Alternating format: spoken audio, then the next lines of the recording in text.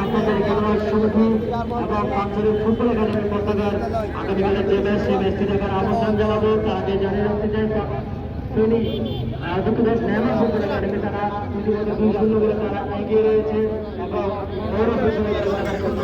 পিছিয়ে পড়েছে। সর্বশেষ আপনাদেরকে যে বার্তাটা দিতে চাই সেটা হলো আগামী 13 সেপ্টেম্বর শুক্রবার রিলায়েন্স আকৃতি ফুটবল টুর্নামেন্ট 2024-এর চতুর্থ দিনের খেলা আজকে। তারা আজকে এখানে যুক্ত রয়েছে রেমা ফুটবল একাডেমি বনাম মোহরা ফুটবল একাডেমি, দুটি চট্টগ্রাম নগরীর দুটি দল। দর্শকে পরিপূর্ণ মাঠ। এই পুরো টুর্নামেন্টের পৃষ্ঠপোষকতা করছেন রিলায়েন্স শিপিং অ্যান্ড লজিস্টিকের চেয়ারম্যান জনাব মোহাম্মদ রাশেদ, একজন উদার মনের মানুষ, যার পৃষ্ঠপোষকতা না হলে হয়তো এই প্রোগ্রাম হতো কিনা সন্দেহ ছিল।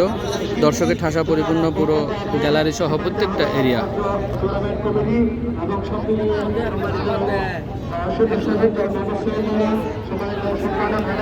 চেষ্টা করছেন, আরেকটি সুযোগ ছিল কিন্তু হাতছাড়া হয়ে গেল।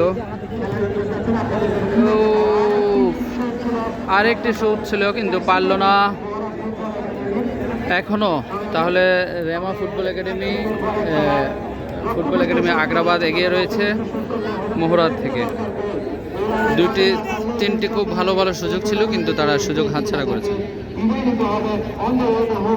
হয়তো আর বেশিক্ষণ খেলা নেই,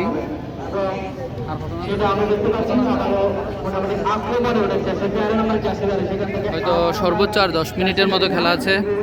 এরপরে যদি ভালো রেজাল্ট না আসে তাহলে না, যদি এর ভিতরে যদি পাল্টা আক্রমণ করতে না পারে তাহলে কিন্তু শেষ থাকবে, অর্থাৎ রেমা ফুটবল একাডেমি এগিয়ে যাবে। মোহরা